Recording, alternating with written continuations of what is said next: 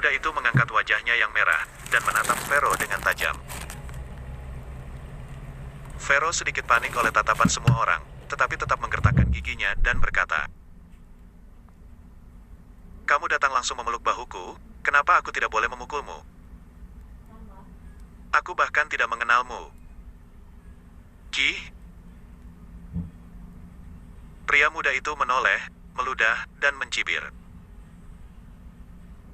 "Wanita yang datang ke tempat ini malam ini, mana yang bukan dikasih uang untuk membelinya?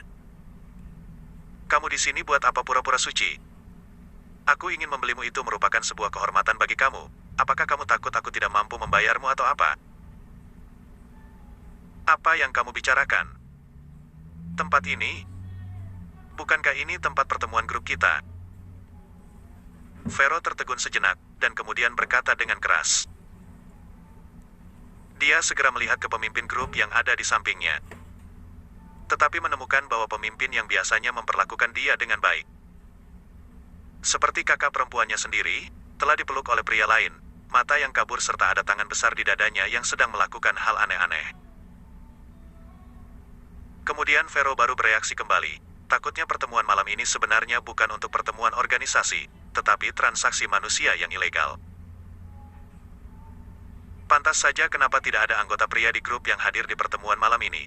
Hanya ada beberapa anggota perempuan serta pemimpin grup. Dan pada saat ini, selain dia, beberapa anggota wanita lainnya telah dipilih oleh pria yang berbeda.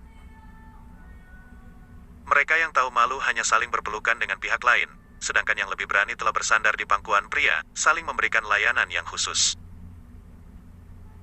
Hanya saja lampu di dalam ruangan ini redup, dan dia terus menatap ponsel sehingga tidak menyadari hal ini. Sekarang pria kaya ini telah ditamparnya, musik di dalam ruang pribadi ini berhenti dan lampu menyala, dan dia baru menyadari betapa kotornya tempat ini. Kenapa bisa begini? Vero bergumam dengan enggan. Kemudian dia berbalik dan ingin pergi. Tempat ini benar-benar sangat kotor. Jika dia tahu ini tempat apa sejak awal, dia pasti tidak akan datang. Tidak, dia tidak seharusnya bergabung dengan grup ini sejak awal. Tanpa diduga, sebelum dia keluar dari pintu, seseorang tiba-tiba meraihnya dari belakang, dan ketika dia menoleh ke belakang, dia menemukan bahwa itu adalah pemimpin grupnya. "Vero, jangan pergi," kata pemimpin dengan cemas. Vero memalingkan wajahnya dengan jijik dan berkata dengan dingin. "Pemimpin, aku menganggap kamu sebagai kakakku sendiri, tetapi kamu malah membawaku ke tempat seperti ini. Bukankah kamu bilang malam ini adalah pertemuan kita? Bukankah untuk merayakan grup kesejahteraan masyarakat? Hasil proyek kesejahteraan masyarakat kita telah mencapai hasil yang baik, tetapi mengapa?" Tanpa menunggu Vero selesai berbicara, pemimpin itu memandang Vero dengan tatapan bodoh. "Apakah kamu bodoh? Apakah kamu kira untuk melakukan kesejahteraan masyarakat ini tidak memerlukan uang? Sebagai organisasi kesejahteraan masyarakat yang berorientasi pada siswa, siapa yang akan memberikan kita uang untuk melakukan kesejahteraan masyarakat? Jika kamu tidak menggunakan tubuhmu untuk menukar, mengapa orang lain harus memberimu uang? Bukankah lebih aman baginya memberikan uang kepada Vina daripada Vero? Logika semacam apa ini?" Vero hampir saja ketawa. "Kita adalah mahasiswa, jadi kita bisa mencoba yang terbaik untuk melakukan sesuatu yang bermanfaat bagi orang lain. Mengapa kita harus dikaitkan dengan uang?" Tetapi mendengar ini, penghinaan di wajah pemimpin itu semakin berat. "Vero, kamu masih sangat muda. Menurutmu apa tujuan aku untuk mendirikan grup ini? Hanya untuk mendapatkan ucapan terima kasih?" Tujuan mendirikan organisasi kesejahteraan masyarakat adalah untuk mendapatkan sertifikat. Sehingga ketika sekolah sedang memilih orang-orang berprestasi di masa depan, aku dapat mencalonkan diri untuk pemilihan. Jika peringkatnya tinggi, aku masih bisa mendapatkan kesempatan untuk belajar di luar negeri. Aku hanya perlu tinggal di luar negeri selama 3 tahun. Dan kemudian aku akan kembali dengan sertifikat yang cemerlang. Sampai pada saat itu, pekerjaan seperti apa yang tidak akan kita dapatkan? Apakah kamu tidak memikirkan masa depan? Begitu kata-kata itu diucapkan, beberapa anggota perempuan lainnya menunjukkan persetujuan mereka. Aku kira kamu sudah mengerti tentang hal ini. Makanya aku membawamu ke sini. Aku tidak menyangka kamu begitu naif, sampai membuat orang ingin tertawa. Pemimpin itu meletakkan tangannya di dada dan berkata sambil mencibir. Lupakan saja. Pandangan kita berbeda. Aku tidak bisa berkomunikasi dengan kalian lagi. Kalian terus berjuang untuk masa depan kalian. Aku tidak ingin ikut campur. Tidak ada gunanya mengatakan lebih banyak. Vero bersiap untuk pergi. Siapa tahu pria kaya itu tiba-tiba berhenti di depannya. Tunggu sebentar. Apakah aku sudah mengizinkan kamu untuk pergi? Apa yang ingin kamu lakukan? Vero terkejut dan tanpa sadar melangkah mundur 2 langkah. Pria kaya berkata dengan senyum licik. Ketika lampu belum dinyalakan tadi, aku sudah merasa kamu cantik. Sekarang aku baru bisa melihat dengan jelas bahwa kamu tidak hanya cantik, tetapi juga seperti bidadari yang turun dari langit. Apakah kamu pikir aku akan membiarkan kamu pergi begitu saja? Selain itu, kamu tadi baru saja menamparkan aku. Jika ingin aku memaafkanmu, kamu harus menemani aku tidur 1 malam. Jika tidak. Begitu kata-kata itu keluar, semua pria di dalam ruangan tertawa jahat. Vero sangat cemas. Ketika dia sedang berdoa agar Desta bisa segera muncul, pintu kamar itu tiba-tiba ditendang terbuka. Aku ingin melihat, jika tidak, apa yang bisa kamu lakukan. Mendengar suara ini, Vero hampir menangis kegirangan. Kak Desta. Ketika mendongak untuk melihat, pria yang berdiri di pintu itu adalah pria yang sudah lama dia rindukan. Pada saat ini, Vero tidak bisa lagi menanggung keluhan dan ketakutan di dalam hatinya, dan air matanya mulai mengalir keluar. Vero, jangan takut, ada aku di sini, tidak ada yang bisa menyentuhmu.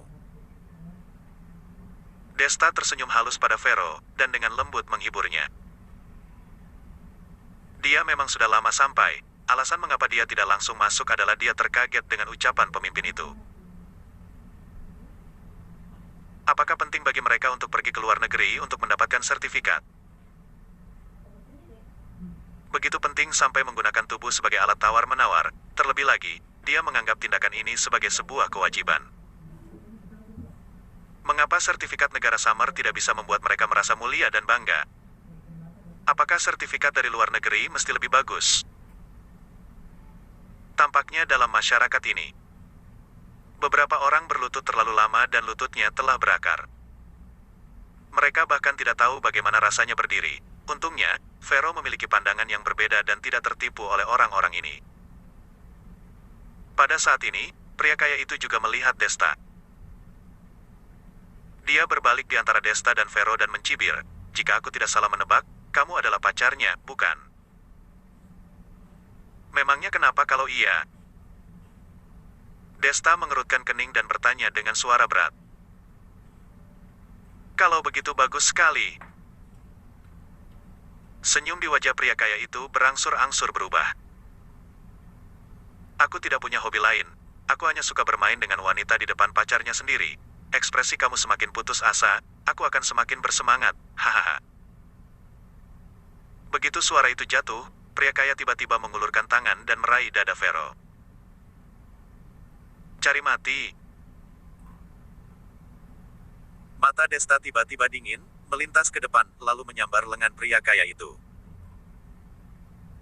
Kemudian pria kaya itu langsung jatuh ke lantai hanya dengan 1 pukulan.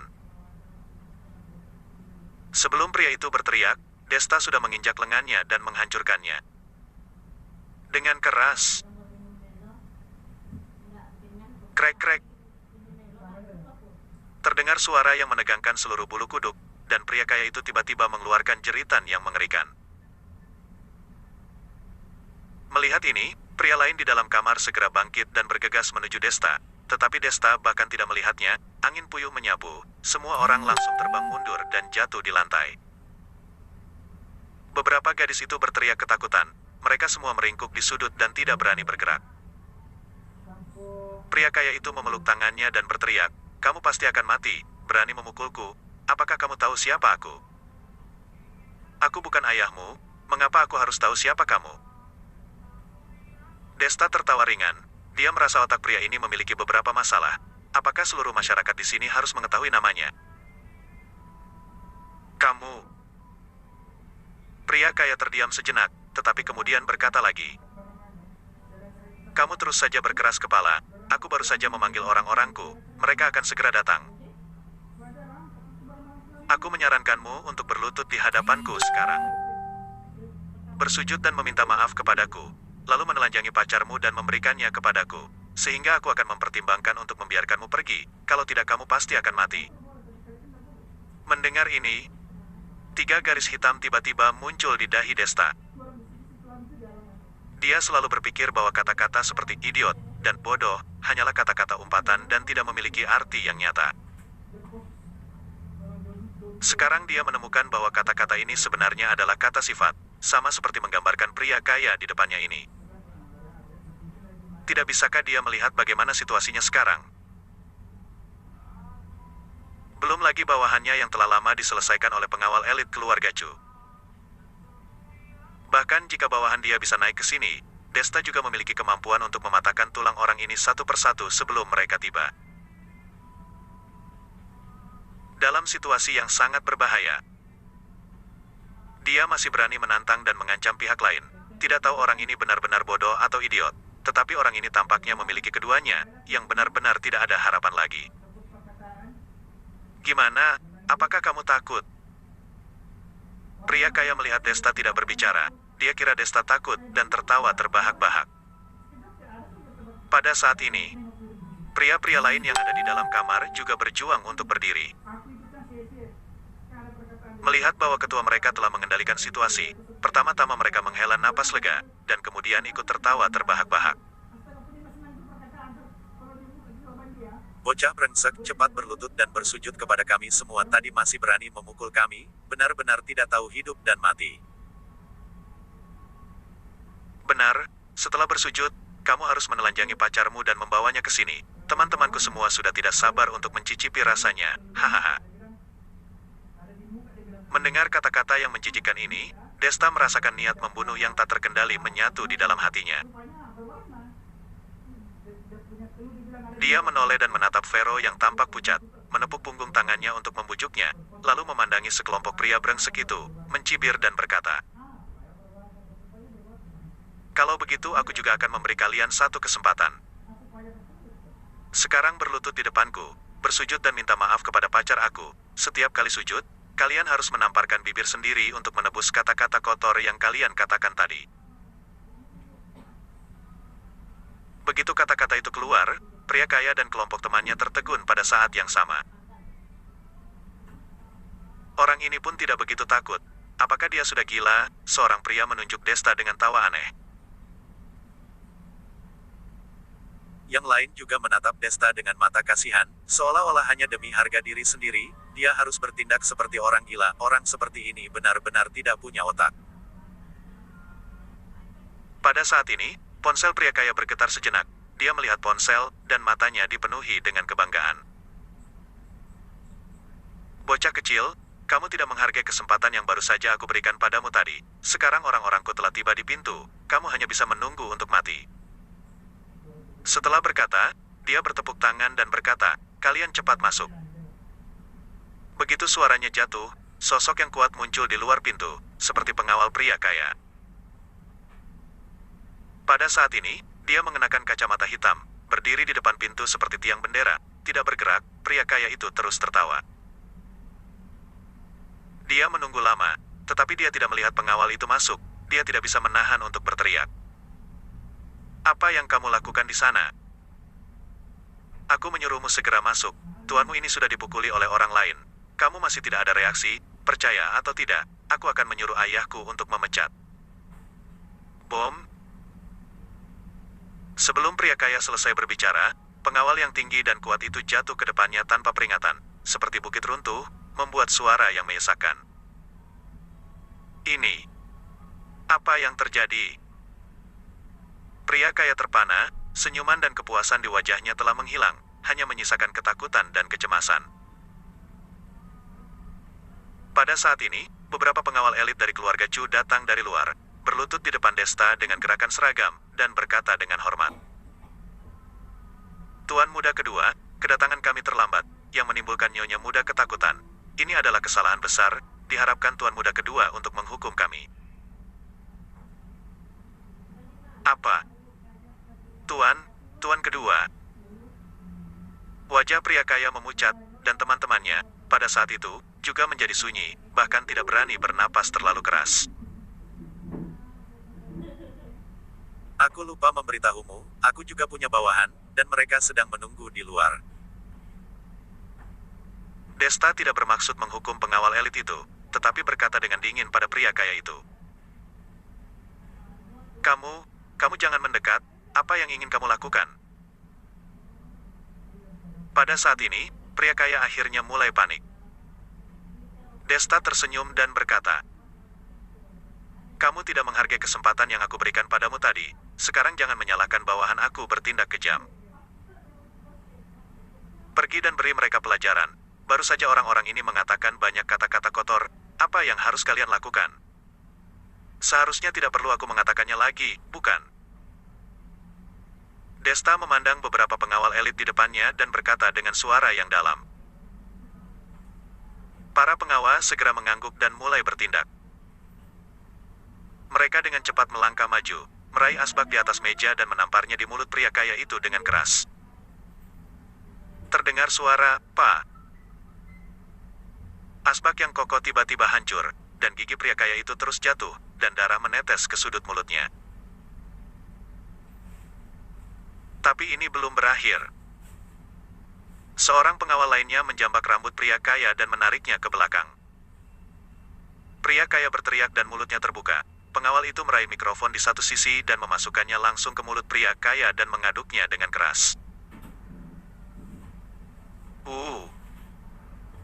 Wajah pria kaya terpelintir, tenggorokan mengeluarkan lolongan yang memilukan, lubang hidung tersedak darah. Melihat adegan berdarah ini, wajah Vero memucat dan dia bergegas menghadap ke pelukan Desta. Dia tidak berani melihat adegan yang mengerikan ini. Desta sangat tenang, tidak ada perasaan apapun. Kemudian, pengawal elit itu mengikuti pola dan menghajar semua orang yang telah menghina Vero tadi. Dalam sesaat, ada lolongan yang menakutkan muncul dari dalam kamar. Para wanita yang bersedia menggunakan tubuh mereka sebagai alat tawar-menawar untuk investasi organisasi itu. Semuanya menggigil di sudut ruang ini, wajah mereka sangat pucat dan tubuhnya gemetar ketakutan. Desta tidak peduli dengan orang-orang ini, dia mengambil tangan Vero dan berbalik untuk pergi. Begitu mereka keluar, mereka bertemu dengan resepsionis kamar KTV. Desta, aku mendengar sesuatu terjadi di sini. Bagaimana situasinya?